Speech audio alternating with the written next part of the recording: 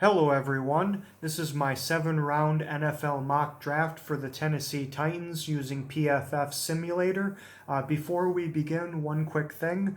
I'm very new to YouTube. As you may see, I've only been putting up videos for a couple of days now, so any advice or comments or help that you could give me, I'd really appreciate that. Okay, well thank you very much, and let's move on to the Titans draft. What I had in mind for Tennessee here was I just wanted to try and select the best player available because that roster it doesn't really have a ton of holes. This offseason, the Titans have lost a couple of cornerbacks, so that's a little bit more of a need, but Malcolm Butler is still there and a couple other solid players like Adoree Jackson. So there wasn't any one area that I thought really needed to be addressed. Of course, Jake Conklin, the former right tackle, he moved on to the Cleveland Browns, so that's another area to consider.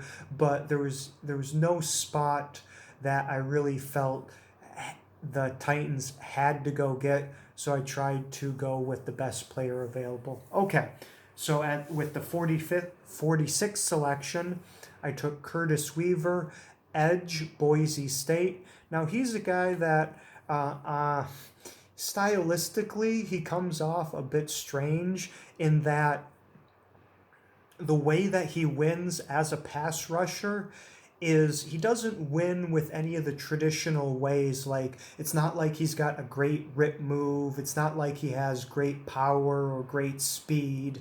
What he does is he's just kind of super instinctual, and he's able to jump through these openings or these gaps and the best way that I can describe it is kind of swim past the tackle or swim past the tight end that's trying to draft him, sorry, a bit of a brain fart there, that's trying to block him, and he's really, really good at that. He's one of the highest PFF graded pass rushers in this entire draft, so getting him at nearly selection 50, I really feel good about that. And edge is certainly a place that almost every team could need a bit of help with. And I think Weaver, he adds something a bit different than Vic Beasley Jr. and Harold Landry.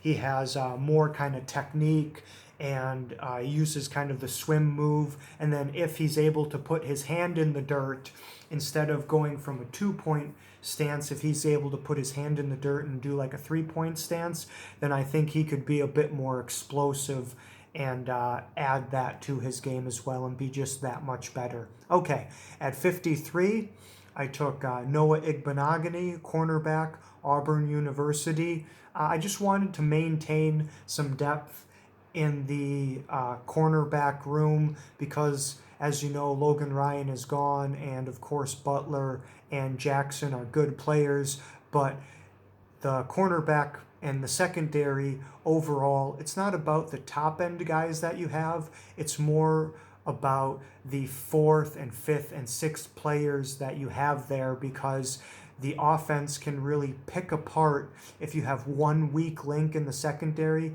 they can target that player over and over again and negate the fact that you have strong players in other areas of the field, other cornerbacks. So Igbenogany, what I love about him is that he is a fantastic athlete. He's one of the best athletes in this draft, and then also on tape, he covers his man really, really well. The only real kind of, I guess, biggest downside or risk with him would be that he doesn't always play the ball great. So if he's targeted, the receiver is able to make contested catches at a higher rate against him than maybe some other cornerbacks. But overall, he's not going to be targeted nearly as much because he blankets the guy just amazingly well. And then he's also, scheme-wise, a really good man corner, and I think that fits well with what Tennessee likes to do with their cornerbacks. Moving on to 83, it's Akeem Davis Gaither, linebacker, Appalachia State. This is a spot where, I mean, linebacker is by no means or off-ball linebacker is by no means a weakness for the Titans, but this is a player that brings something different than Brown and what Rashard Evans brings for that linebacking group. This guy has good pass rush, and he's really good in coverage. So he's going to bring an element that the current linebackers don't have to Tennessee, and he was one of the better prospects at this point in the draft as well for me.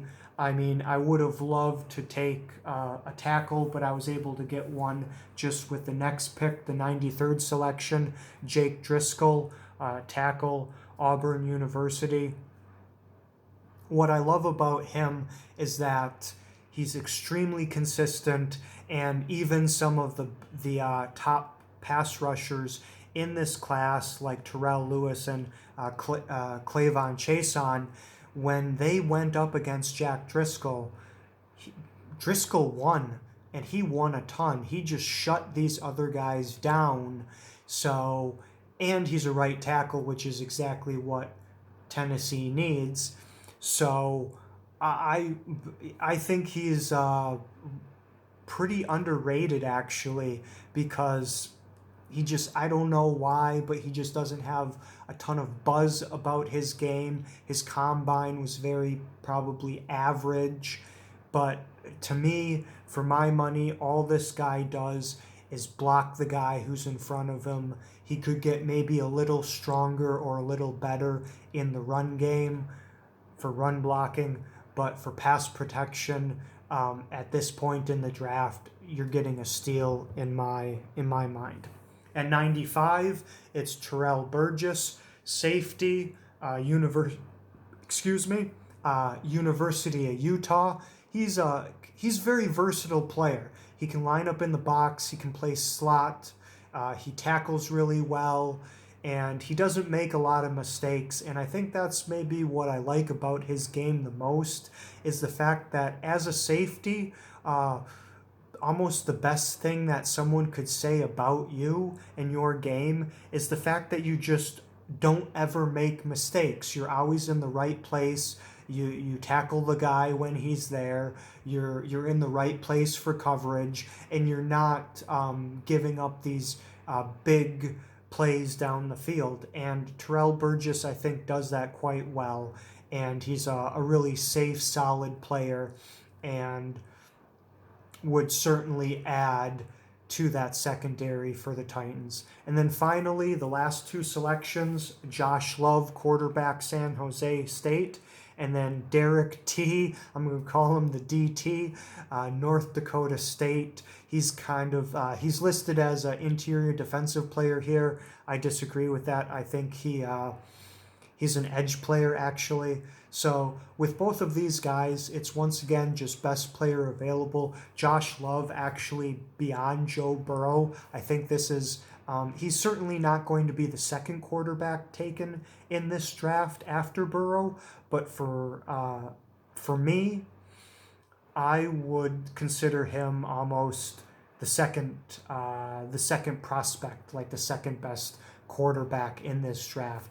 He has virtually no fanfare or buzz going about him. I think that's because he played at San Jose State, and just no one really is very aware of this guy. I wouldn't have even known of his existence if Eric Eager of PFF hadn't mentioned him once in one of the podcasts, and he said this guy's name, Josh Love, and I thought, don't you mean Jordan Love? What are you talking about? And then he said Josh Love again, and I thought, well, Eager is not a dumbass. Why is he saying Josh Love instead of Jordan Love? He's certainly probably not making a mistake. And sure and hell enough, I look him up, and Josh Love is a quarterback prospect. And as I watched tape on him and did some research, I just started falling in love with him as a prospect, and getting him so late, he could be the biggest steal of the draft. He really could be. And then finally with Derek T, what I like about him is I saw flashes of kind of Max Crosby in him. He has that kind of size speed combination while his arms are a little shorter than Max Crosby's. He has a similar type game. I saw really relentless, some solid power, some average to above average pass rushing moves, and a player that I felt good about could maybe improve at the next level. Edge is not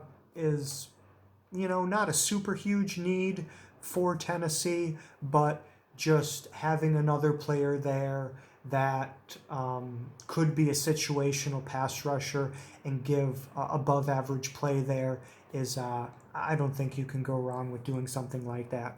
Okay, this is over 10 minutes, so let me finish up here. Finally, there was a couple of trades that I did.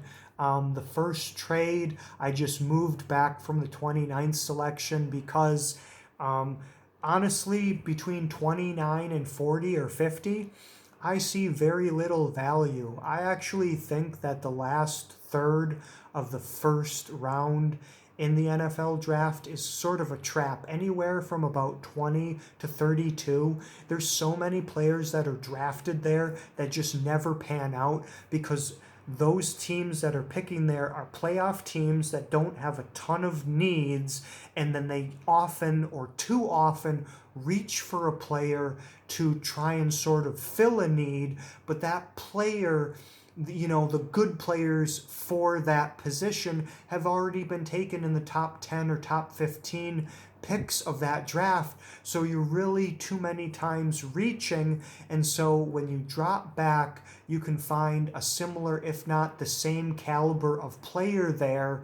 And then you're also not necessarily maybe reaching for the guy because, Curtis Weaver, they could have taken him at 29, and I think there's a really good chance that he's going to be available at 46 too. So you're not picking a guy sooner than he would have come off the board, and you get some value as well with some extra selections.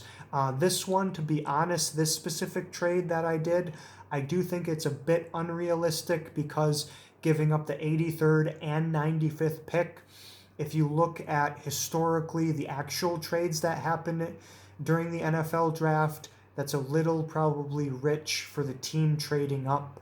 Maybe two picks that are a little later, like maybe the two fourth rounders, or maybe a third and a fourth rounder would be a little more realistic. But overall, I didn't think it was horrendously unfathomable.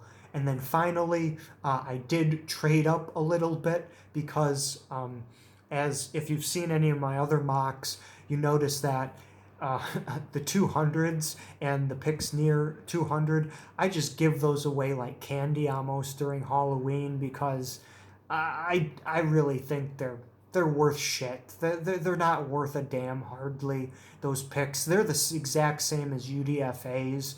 So if I can give up one or two of those to really move up for a guy that I really want, then I'll do that. And then here, I really wanted Igbenogany because I felt like he was going to go really soon. Maybe it's a bit foolish to have done that, but Igbenogany is a top 50 player for me. He had dropped out of the top 50. I did not see him lasting to the 61st pick, so I went up and got the guy that I liked, and all I had to do was give up 174 and 237, which are not really very valuable picks in any regards. They're the same as UDFAs. So, I mean the caliber of player that you're going to get at both spots. Okay, well, geez, this has been quite long, almost 15 minutes. Thank you very much if you've been here the entire time. I really do appreciate that. Thank you so much, and you have a great day yourself. Take care. Bye.